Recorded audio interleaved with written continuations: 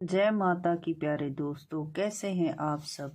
कल हमने पढ़ा शुंभ निशुंभ को ब्रह्मा जी का वरदान।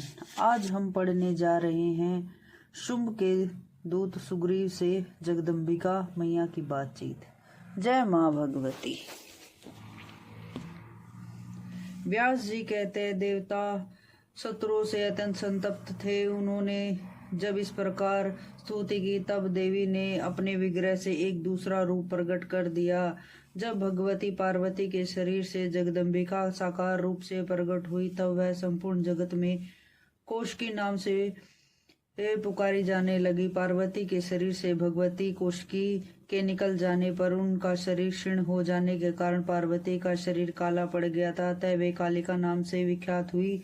वे कालरात्रि नाम से भी प्रसिद्ध हुई। तदनंतर भगवती जगदम्बिका हंसकर देवताओं से कहने लगी, अब तुम लोग निर्भय होकर अपने स्थान पर विराजमान रहो, मैं शत्रुओं का संहार कर डालूंगी। इस प्रकार भगवती जगदम्बिका कौशिकी सिंह पर सवार हुई और शत्रुओं के नगर की ओर निकल पड़ी। उन्होंने काली को भी साथ चलने का आदेश दिया। कालिका सहित भगवती जगदम्बिका नगर के सन्निकट जाकर ठहर गई। शुंभ के दो सेवक थे, उनके नाम थे चंड और मुंड।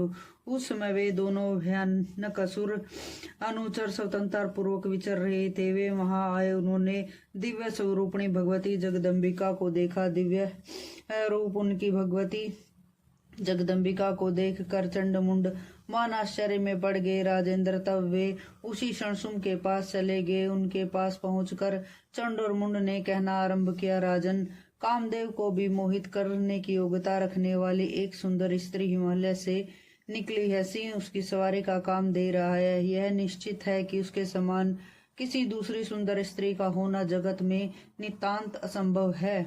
इस मनोरूपणी स्त्री को आप शीघ्र ही अपनी धर्म पत्नी बना लीजिए। व्यास जी कहते, चंड और मुंड की वाणी सुनकर शुंभ का मुख प्रसन्नता से खिल उठा।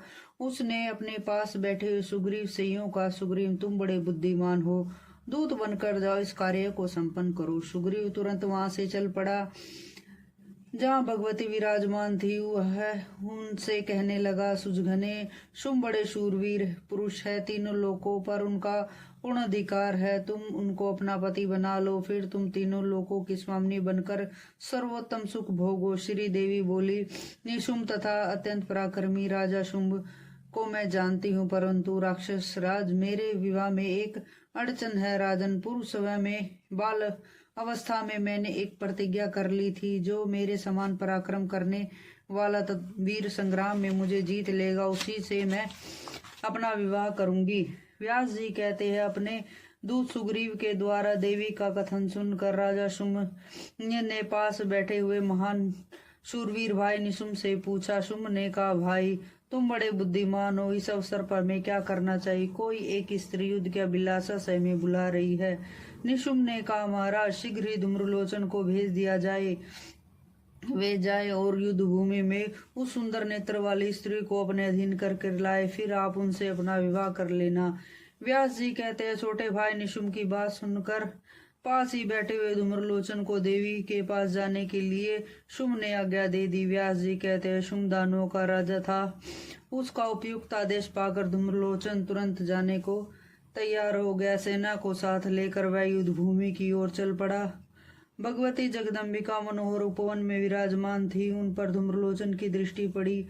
उनसे कहा, भाग्यवती देवी, शुंभ तुम्हारे विरह से अत्यंत व्याकुल है। देवताओं के अभिमान को चूर करने वाले शुंभ त्रिलोकी के शासक है। तुम उनकी पटरानी बनकर उत्तम सुख भोगने के सुअवसर को अपने हाथ से मत खो। व्यास जी कहते, भगवती जगदम्बिका कालिका ने हंसकर उत्तर दिया, अरे नीच, यदि तुझ पराक्रमी वीर को सेना से दुरात्मा शुंभ ने भेजा है, तो अव्यर्थ की बातें छोड़कर युद्ध के लिए तैयार हो जा।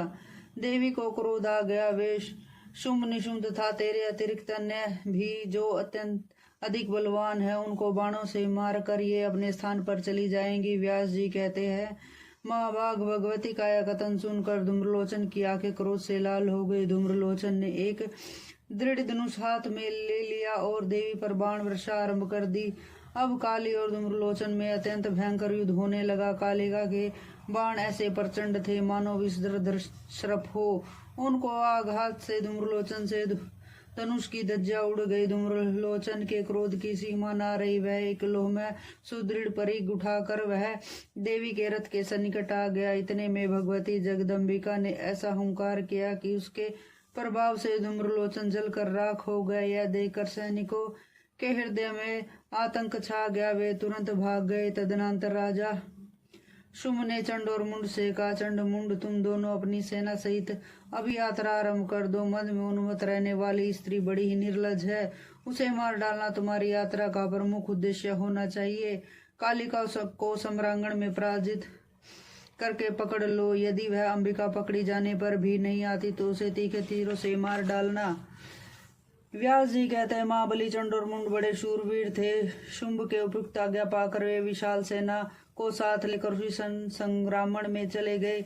बल के अभिमान में चूर रहने वाले उन दोनों दानवों ने तुरंत धनुष टंकारना आरंभ कर दिया। देवी ने भी शंख बजाया। उनकी तुलमय ध्वनि से दसों दिशाएं गूंज उठी। महाबली सिंह भी क्रोध में भरकर गरज उठा। तदनंतर देवी का चंड और मुंड के साथ परस्पर युद्ध आरंभ हो गया। क्रोध में भरकर काली पराक्रमी असुरों को हाथ में पकड़ती और उन्हें अपने मुख में डाल कर दांतों से चूर चूर कर देती। ऐसी ही सारथी सहित घोड़े और रथों को भी मुंह में डाल कर वे दांतों से चबाने लगी। अब चंड और मुंड अपनी सेना का यो संगार होते देखकर बाणों की अनावृष्ट वृष्टि से कालिका को ढकने का प्रयास करने लगे। तीखे तीरों से काली ने चंड पर चोट की। देवी के बाणों से अत्यंत व्याधित होने के कारण वह मूर्छित होकर भूमि पर गिर पड़ा। अपने भाई को धराशायी देकर मुंड का मन क्षुब्ध हो गया। वह रोष में भरकर काली के ऊपर बाण बरसाने लगा। देवी ने अर्धचंद्र नामक बाण से मुंड पर आघात किया। यद्यपि मुंड मान पराक्रमी था, फिर भी देवी के इस बाण की चोट वह सह न सका और वह तुरंत ही भूमि पर लेट गया। उस समय दानवी सेना में बड़े जोर जोर से हाहाकार मच गया। कुछ देर बाद मूर्छा दूर होने पर चंड ने एक विशाल गदा दाहिने हाथ में उठाई और तुरंत उसे देवी पर प्रहार किया। देवी ने चंड के आघात को रोककर बाण पाश प्रयोग किया, जिससे वह दानव बंध गया। भाई को बंधा देकर कवच पहने हुए मुंड हाथ में दृढ़ शक्ति लेकर आ गया। उसे देखकर देवी ने उसे भी बांधने की व्यवस्था कर दी। चंड और मुंड दोनों खरहे की भांति गले में रस्सी डालकर लिए हुए हास्य विलास करते हुए काली भगवती जगदम्बिका के पास आई। चंड और मुंड काली के प्रयास से उपस्थित थे। उनकी ऐसी दीनहीन दशा थी मानो सियार हो। भगवती ने मुद्र वचनों में काली से कहा, रणप्रिय, तुम बड़ी विदुषी हो। शीघ्र ही देवताओं का कार्य सिद्ध करना तुम्हारा परम कर्तव्य है। काली ने तलवार से चंड और मुंड के मस्तक काट डाले। तदनंतर वे आनंद में भरकर उनका रुधिर पीने लगी। जगदम्बिका प्रसन्नता पूर्वक काली से कहने लगी, कालिके, तुमने देवताओं का मान कार्य सिद्ध किया है। जगत में तुम चामुंडा के नाम से विख्यात होगी।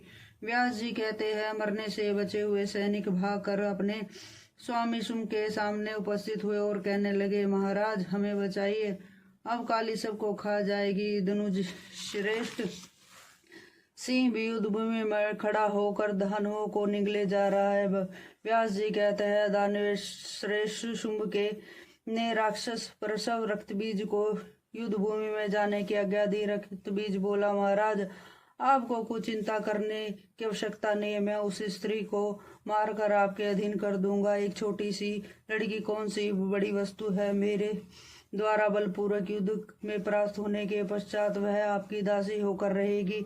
व्यास जी कहते हैं, कुरुश्रेष्ठ इस प्रकार कहकर राक्षस प्रसवर रक्तबीज रथ पर बैठकर चल पड़ा। विशाल सेना उसके साथ थी। बोलो भगवती मैया की जय हो।